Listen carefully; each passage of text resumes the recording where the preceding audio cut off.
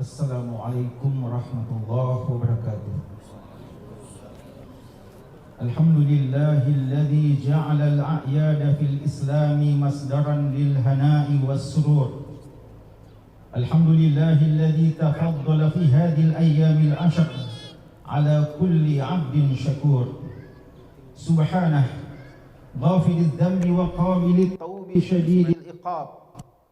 Nahmaduhu ala ni'amin atammaha wa afiyatin asbaghaha wa mihanin rafa'aha wa kurubin kashafaha wa nashkuruhu ala ma syara'a lana minal manasik wa ma 'allamana minal ahkami wasyara'i' walaulahu subhanahu la dhalalna wa asyhadu an la ilaha illallah wahdahu la syarika lah sadaqa wa'dah wa nasara abdah wa azza jundah wa hazamal ahzaba wahda wa ashhadu anna Muhammadan sallallahu alaihi wasallam abduhu wa rasuluh sahibul wajhil anwar wal jabinil azhar wa afdalu man shalla wa zakka wa sama wa hajja wa tamar wa jahada wa nahar sallallahu alaihi wa ala alihi wa sahbihi wa sallama tasliman madida wa aksar.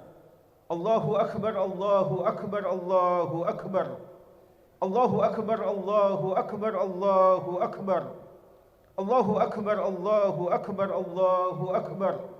La ilaha illallah, Allahu akbar, Allahu akbar, walillahil hamd. Amma ba'du.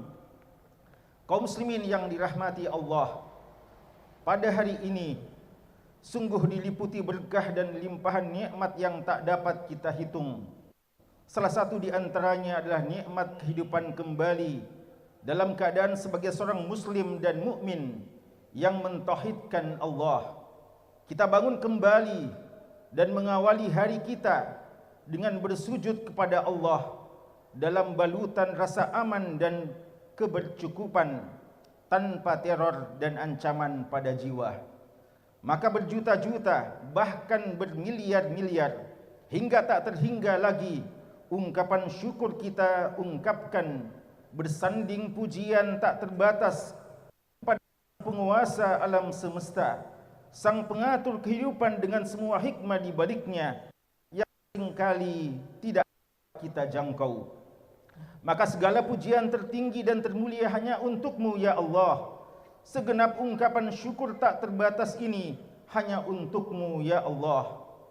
Kaum muslimin yang dirahmati Allah, Idul Adha akan selalu mengajak kita kembali mengenang dan tertegun pada sosok manusia mulia bernama Ibrahim alaihissalam, sang kekasih Allah, ayahanda para nabi dan rasul. Satu sosok manusia yang nilai kadar kemuliaannya di sisi Allah Ta'ala setara dengan sebuah umat. Allah Ta'ala berfirman, Inna Ibrahim kana ummatan qanitan lillah hanifa walam yaku minal musyrikin.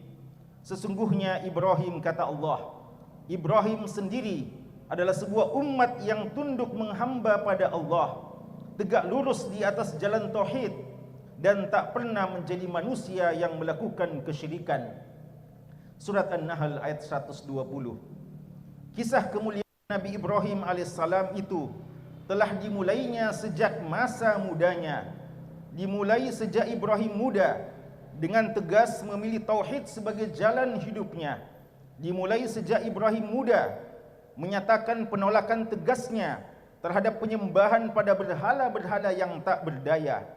Dimulai sejak Ibrahim muda dengan gagah berani menerima tauhid sebagai jalan hidupnya, dibakar hidup-hidup oleh Namrud, sebuah kisah penyiksaan paling fenomenal dalam sejarah manusia yang berakhir bahagia untuk pemuda Ibrahim dan berujung kematian yang hina bagi Namrud, sang penguasa peradaban besar sekelas Babilonia. Wa adu bihi kaida faja'alnahumul akhsarin.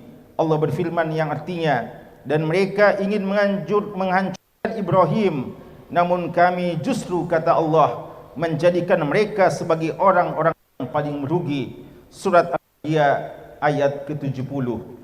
Mereka ingin menyakiti, bahkan membunuh Ibrahim alaihissalam, tetapi justru mereka yang dihinakan sehina-hinanya oleh Allah Azza wa Jal.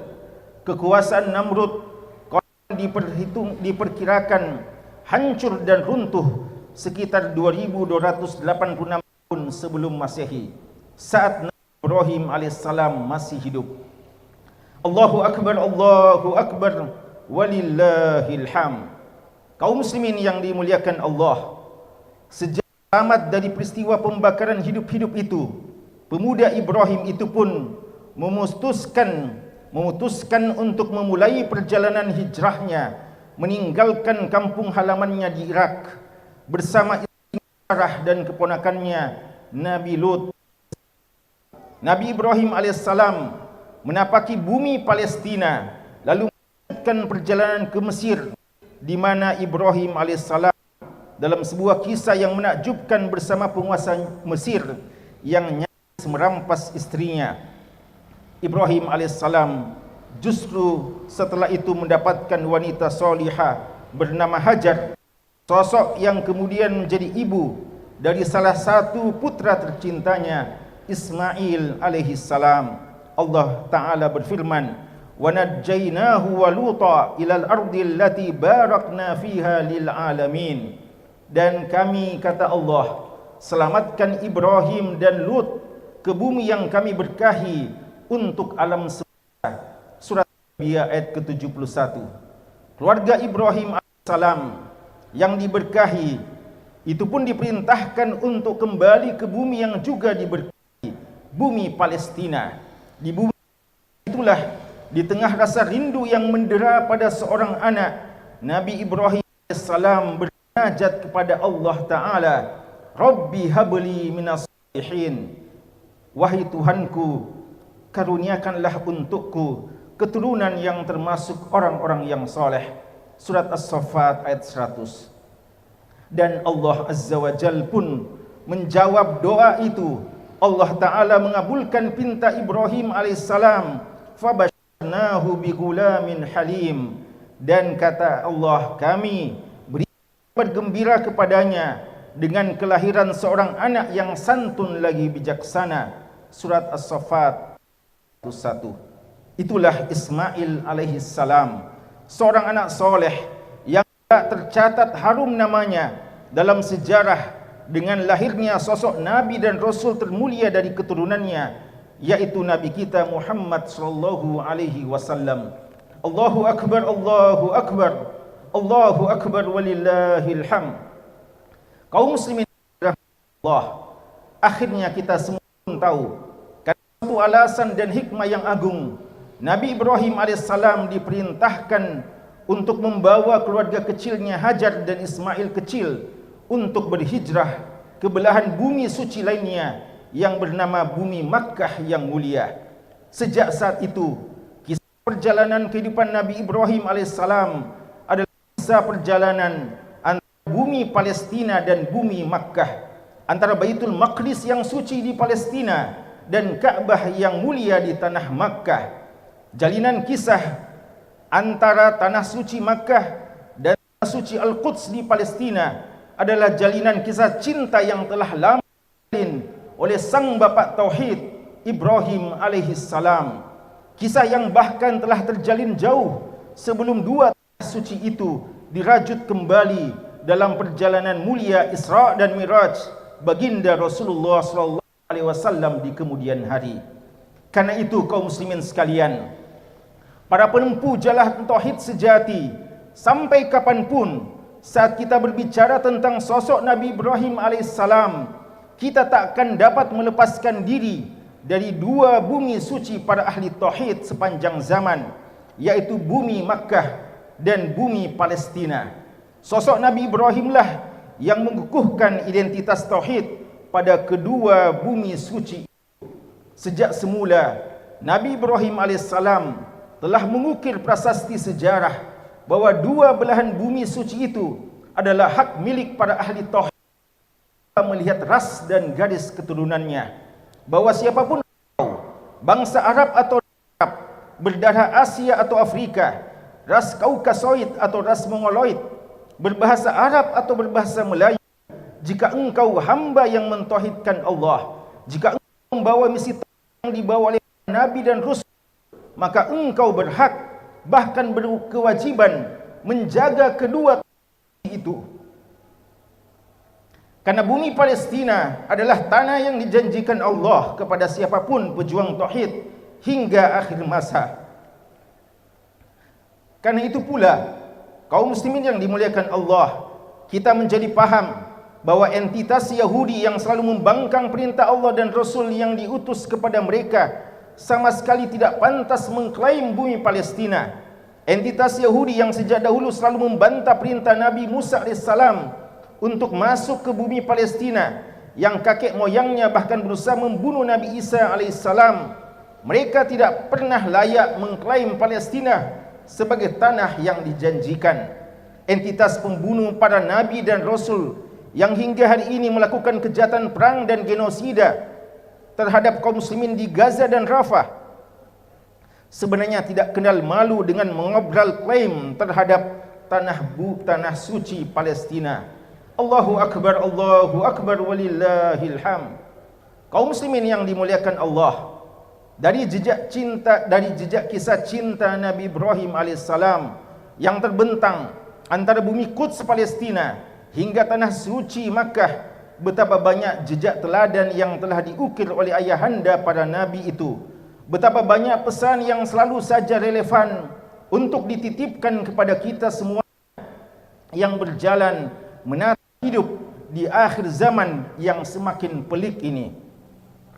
Di antara pelajaran dari kisah keteladanan Ibrahim, pertama, dalam jejak kisah cintanya yang panjang itu, Nabi Ibrahim alaihissalam mengajarkan kepada kita betapa pentingnya sebuah keluarga, betapa harganya simpul kecil yang terdiri dari ayah, ibu dan anak itu. Keluarga tidak sekadar sebuah simpul ikatan sosial, tapi keluarga adalah jejak penghambaan dan ibadah kepada Allah Ta'ala.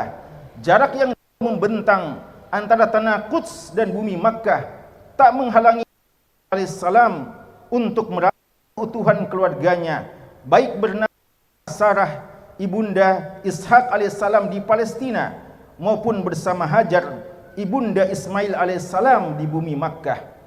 Sejarah telah menunjukkan kepada kita bagaimana Ibrahim alaihissalam dengan segala keterbatasan yang ada pada zaman itu berusaha semaksimal kemampuannya untuk memberikan perhatian kepada keluarga kecilnya yang terpisah jauh di tanah suci Makkah. Dalam perjuangan membangun keluarga, Nabi Ibrahim alaihissalam juga mengingatkan kita bahwa sebenarnya orientasi utama membangun keluarga itu, bahwa harta dan materi dibutuhkan karena kita telanjur ditakdirkan hidup di dunia ini. Tetapi bagi seorang muslim, membangun sebuah keluarga adalah jalan ibadah dan penghambaan kepada Allah. Dalam situasi sesempit apapun harta dan materi kita, kita harus hidup tetap dinikmati dalam ibadah sebagai jalan menuju kebahagiaan sejati di akhirat. Orientasi Nabi Ibrahim alaihissalam itu tergambar dalam rintihan doa-doa yang beliau panjatkan selalu kepada Allah Ta'ala. Beliau menegaskan bahawa yang terpenting adalah bagaimana anak-anaknya menjadi hamba yang soleh. Beliau juga memohon kepada Allah agar anak keturunannya selalu diberi hidayah untuk menjaga dan menegakkan solatnya. Rabbi ja'alni muqimas solah wa min durriyati. Nabi Ibrahim berdoa, wahai Tuhanku, jadikanlah aku dan anak keturunanku sebagai hamba yang selalu menegakkan solat. Surat Ibrahim ayat ke-40. Beliau juga memohon, Rabbana waj'alna muslimaini lak wa min dzurriyyatina ummatan muslimatan lak. Wahai Tuhan kami, dan jadikanlah kami sebagai hamba yang bersedar diri padamu, dan juga jadikanlah keturunan kami sebagai umat yang bersedar diri padamu. Surat Al-Baqarah ayat 128. Bahkan pada puncaknya, kekhawatiran seorang Ibrahim alaihissalam pada anak keturunannya bukan tentang akan makan apa mereka nanti, akan kerja apa dan di mana mereka nanti, akan tinggal di mana mereka nanti, dan kekhawatiran semacam itu. Nabi Ibrahim alaihissalam hanya ingin memastikan bahwa kelak anak keturunannya mati sebagai seorang muslim, sebagai seorang hamba yang mentauhidkan Allah. Wa wasbiha Ibrahimu banihi wa Yaqub ya bani inna Allah astafa lakumuddin illa wa antum muslimun. Dan Ibrahim pun berwasiat kepada anak-anaknya, begitu pula Nabi Yaqub, wahai anak-anakku, sesungguhnya Allah telah memilihkan agama ini untuk kalian, maka jangan sekali-kali kalian mati kecuali kalian mati dalam keadaan seorang muslim. Surat Al-Baqarah ayat 132. Karena itu jamaah yang berbahagia, sebuah keluarga muslim tidak sekadar terobsesi untuk melahirkan anak-anak yang berprestasi atau menjadi orang-orang yang dianggap sukses secara material. Sebuah keluarga muslim adalah keluarga yang terobsesi untuk melahirkan sebanyak-banyaknya pejuang kebaikan, para muslihun, orang-orang yang berusaha memperbaiki kehidupan yang telah dirusak fitrahnya oleh manusia. Allahu Akbar, Allahu Akbar walillahil hamd. Kaum muslimin yang berbahagia, teladan kedua, Nabi Ibrahim alaihissalam, sang kekasih kinasih Allah Azza wa Jal itu telah mengajarkan kepada kita bahwa derajat kemuliaan di sisi Allah Ta'ala bukan barang murahan yang dapat diraih dan digenggam oleh siapa saja. Akan banyak ujian yang terangkai di sepanjang perjalanannya. Nabi Ibrahim alaihissalam menerima penolakan ayahnya sendiri, dibakar hidup-hidup oleh Namrud, terpaksa pergi menjauh dari kampung halamannya, bertahun-tahun bersabar menanti hadirnya sang buah hati, harus meninggalkan istri dan bayi kecilnya Ismail di lembah tandus yang tak berpenghuni, diuji keikhlasannya untuk menyembeli putra kesayangannya sebagai bentuk takarrub kepada Allah Ta'ala. Ujian demi ujian yang sangat berat itulah ujian yang sangat berat itulah yang dilalui oleh sang Ibrahim alaihissalam, dan semua ditunaikannya dengan kepasrahan yang sempurna. Allah Ta'ala menggambarkan hal itu dengan firman-Nya, wa idh ibtala Ibrahima rabbuhu bikalimat fa'atammahun qala inni ja'iluka lin-nasi imama. Dan ingatlah ketika Tuhannya menguji Ibrahim dengan beberapa perintah, lalu Ibrahim menunaikannya dengan sempurna. Allah pun berkata, sungguh aku telah menjadikanmu sebagai imam, pemimpin bagi umat manusia. Surat Al-Baqarah ayat 124. Memang begitulah adanya dunia ini. Dunia adalah ruang ujian yang Allah ciptakan untuk kita, dan mau tidak mau harus kita lalui.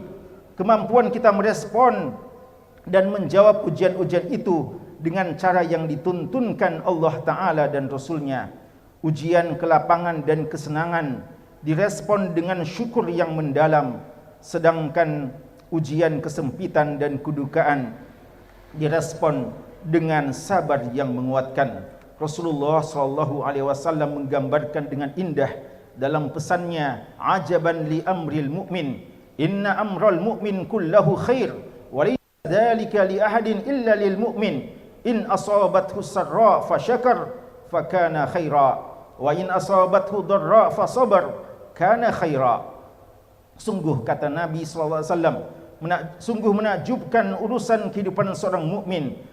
Seluruh urusan hidupnya selalu dalam kebaikan, dan terjadi kecuali pada orang mukmin. Jika mukmin ditimpa, maka ia bersyukur dan itu mendatangkan kebaikan untuknya. Dan jika ia ditimpa kesusahan, ia akan bersabar dan itu pun mendatangkan kebaikan untuknya. Hadis riwayat Muslim. Maka dunia ini dengan segenap hamparan waktu dan tempatnya adalah hamparan ujian bagi kita manusia. Karena itu ujian dunia tidak hanya hadir dalam kepahitan dan kesedihan, namun juga dalam bentuk kegembiraan dan keberlimpahan. Itulah sebabnya tragedi kemanusiaan yang telah berlangsung lebih dari 200 hari terakhir ini di bumi Gaza dan Rafah sesungguhnya bukan hanya menjadi ujian bagi saudara-saudara kita yang menjadi korban kejahatan perang teroris Zionis Yahudi. Tapi pada saat yang sama adalah sebuah ujian yang berat untuk kita. Ya, ini mungkin akan menjadi ujian yang terberat bagi kepedulian kita sebagai manusia.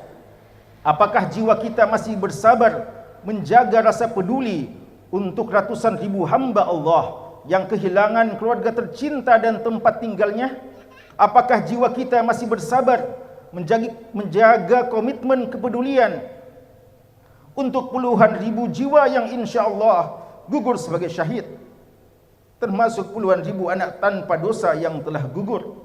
Apakah setelah lebih 200 hari ini jiwa kita masih teguh berkomitmen menyuarakan dan menyebarkan kepedulian pada perjuangan Palestina itu kepada lingkaran terdekat kita?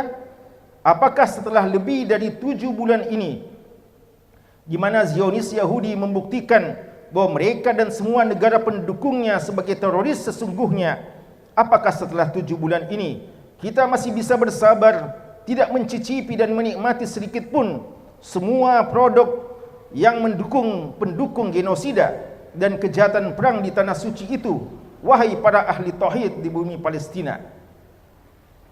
Semoga kita semua, termasuk hamba-hamba Allah, yang dapat melewati ujian-ujian kepedulian ini dengan sebaik-baiknya, agar kelak ada yang dapat menyampaikan pertanggungjawaban kita di hadapan Allah. Barakallahu li wa lakum fil Qur'anil azim wa nafa'ani bihi minal ayati wa dzikril hakim. Qultu ma sami'tum wastaghfirullaha li wa lakum wa lisairil mu'minin fastaghfiruhu innahu huwal ghafurur rahim.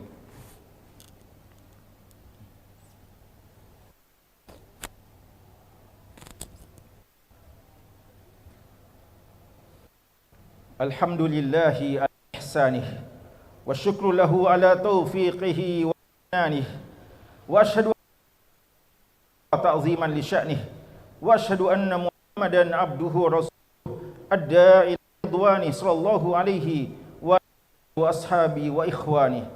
Allahu akbar, Allahu akbar, la ilaha illallah, Allahu akbar walillahil hamd. Kaum muslimin yang dimuliakan Allah, kepada para muslimah, para ibu dan para pemudi muslimah, salah satu ujian terbesar kita hari-hari ini adalah gelombang distraksi atau pengecoh dan pengalih fokus kehidupan kita. Karunia waktu yang Allah berikan kepada kita banyak habis tersedot begitu saja dalam interaksi. Entah betapa banyak waktu kita yang habis dalam scrolling dan shopping. Tidak hanya waktu, tetapi interaksi virtual itu tanpa kita sadari telah menyimpangkan akidah dan cara pandang kita sebagai seorang muslim. Yang lebih menakutkan lagi adalah interaksi medsos itu telah membuat kita lupa pada akhirat. Terlalu banyak godaan dunia yang menyilaukan di sana. Mulai dari godaan pinjol yang jelas-jelas transaksi ribawi, hingga godaan perzinahan atas nama selingkuh, wal iyadu billah. Maka para muslimah yang dimuliakan Allah, berhentilah sejenak, renungkan kembali apa sebenarnya tujuan hidupmu. Akan kemana kita mati? Apa yang akan kita bawa untuk akhirat jika waktu kita hanya habis dalam scrolling dan shopping? Belajarlah kembali dari wanita-wanita salihah yang dimuliakan Allah Ta'ala. Bacalah kembali tentang Maryam, tentang Khadijah, tentang Aisyah, tentang para ummahatul mukminin. Belajarlah dari para muslimah di Gaza yang tegar dan tegak berjuang bersama menjaga bumi Palestina dan Masjidil Aqsa, meski semuanya telah tiada dan diambil oleh Allah Azza wa Jalla. Pesan yang sama juga kami tujukan kepada para pemuda muslim, saudara-saudaraku yang sedang diuji oleh Allah dengan vitalitas usia muda yang kelak akan kalian pertanggungjawabkan di hadapan Allah. Ingatlah selalu bahwa hidup di masa muda sama sekali bukan jaminan bahwa masa mudamu itu akan berlanjut hingga masa tua. Bisa jadi hidupmu hanya berakhir di masa muda dan setelah itu selesai dunia ini untukmu. Maka persiapkanlah diri untuk kematian yang bisa hadir tiba-tiba.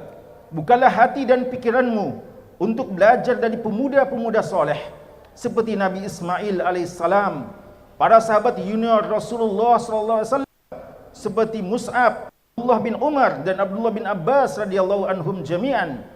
Dan jangan lupa, belajarlah dari mujahidin Brigade Al-Qassam di bumi Palestina yang menggunakan masa mudanya untuk membekali diri dengan Al-Quran dan Sunnah dan menyiapkan diri menyongsong kematian terindah sebagai syuhada di jalan Allah. Allahu Akbar, Allahu Akbar, la ilaha illallah, Allahu Akbar, walillahil hamd. Kaum muslimin yang dimuliakan Allah, sebelum mengakhiri khutbah ini, kembali kita ingatkan tentang syariat kurban yang waktu penyembelihannya adalah seusai pelaksanaan solat Idul Adha hingga 3 hari tasyrik setelahnya. Pembagian hewan kurban yang telah disembelih dapat dibagi 3 bagian, sepertiga buat pemiliknya, sepertiga buat hadiah, dan sepertiga buat sedekah kepada fakir miskin.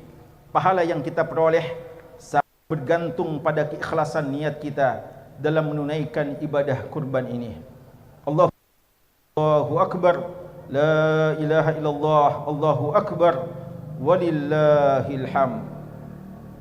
Di penghujung khutbah ini, marilah sejenak kita menundukkan jiwa dan hati untuk menyampaikan doa-doa kita kepada Sang Maha Mendengar, Allah Azza wa Jal. Semoga doa-doa ini terhantarkan ke sisi Allah Ta'ala bersama dengan ibadah kurban yang kita tunaikan hari ini. Alhamdulillahirabbil alamin, wassalatu wassalamu ala rasulihil amin wa ala alihi wa sahbihi wat tabi'in.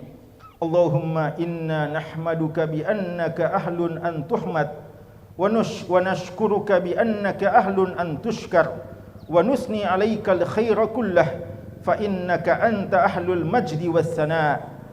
Rabbana zalamna anfusana zulman katsira wa innahu la yaghfiru dzunuba illa anta faghfir lana maghfiratan min indik warhamna innaka antal ghafurur rahim. Ya Allah, Engkaulah Tuhan yang menciptakan kami, Engkaulah satu-satunya yang berhak untuk kami sembah. Hari ini kami datang mengetuk pintu ampunan-Mu. Hari ini kami hadir bersimpuh dengan puluh-puluh dosa. Hari ini kami hadir bersimpuh dengan puluh-puluh dosa yang melekat di tubuh kami yang lemah ini.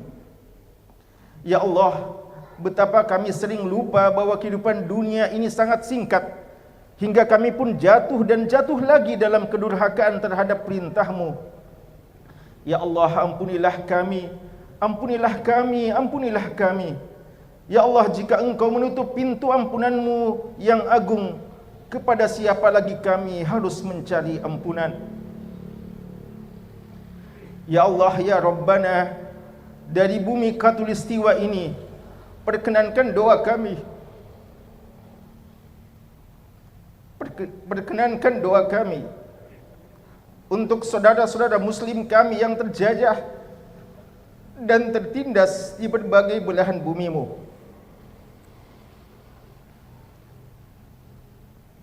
Ya Rabbana, berikan keteguhan dan kesabaran kepada saudara kami di bumi Palestin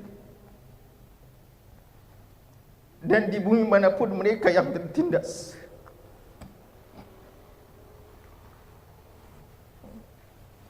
Lindungi kehormatan mereka, jadikan mereka yang gugur sebagai syuhada yang selalu hidup di sisi-Mu.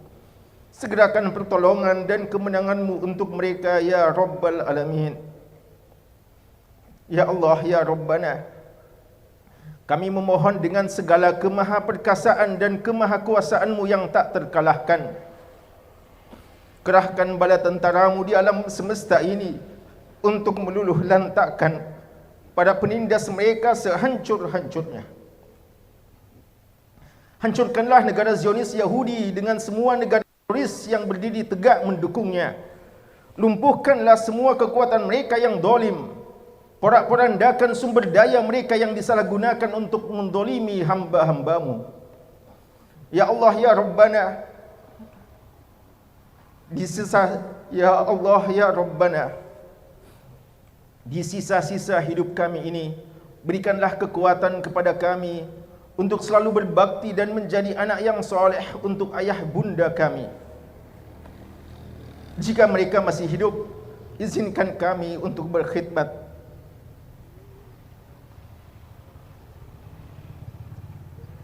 Izinkan kami untuk berkhidmat dan melayani mereka dengan sebaik-baiknya di sisa-sisa usia mereka.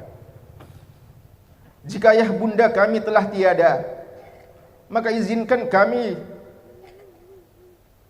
untuk menjadi sisa-sisa kebaikan mereka yang terus-menerus menjadi ladang kebaikan dan penerang alam kubur mereka. Ya Allah, ampuni durhaka kami kepada ayah bunda kami.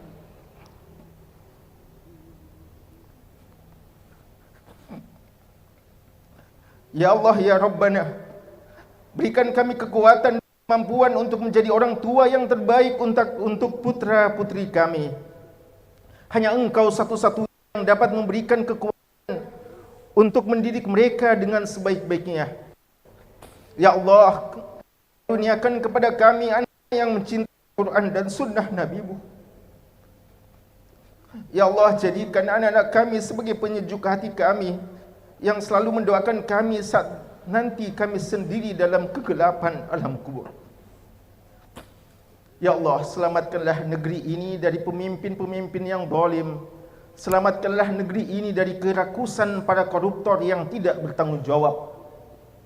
Karuniakan untuk kami para pemimpin yang adil dan mencintai syariat-Mu. Izinkan kami untuk menikmati indahnya negeri ini di bawah naungan syariat-Mu yang maha adil. Ya Allah, Zat yang maha mengabulkan doa, kabulkanlah doa-doa kami, penuhilah permintaan kami. Kamilah hamba-Mu yang lemah, harapan kami hanya kepadamu. Engkau yang maha mendengar, Engkau penguasa satu-satunya yang hak, Engkaulah sebaik-baik pemberi yang diharap. Rabbana la tuzigh qulubana ba'da idh hadaitana wa hab lana min ladunka rahmah innaka antas samiul alim innaka antal wahhab. Rabbana taqabbal minna innaka antas samiul alim wa tub alaina innaka antat tawwabur rahim. Rabbana atina fid dunya hasanah wa fil akhirati hasanah wa qina adzaban nar. Wa sallallahu wa sallama ala nabiyyina Muhammad wa ala alihi wa sahbihi ajma'in. Subhana rabbika rabbil izzati amma yasifun. Wassalamun alal mursalin walhamdulillahi rabbil alamin. Wassalamualaikum warahmatullahi wabarakatuh.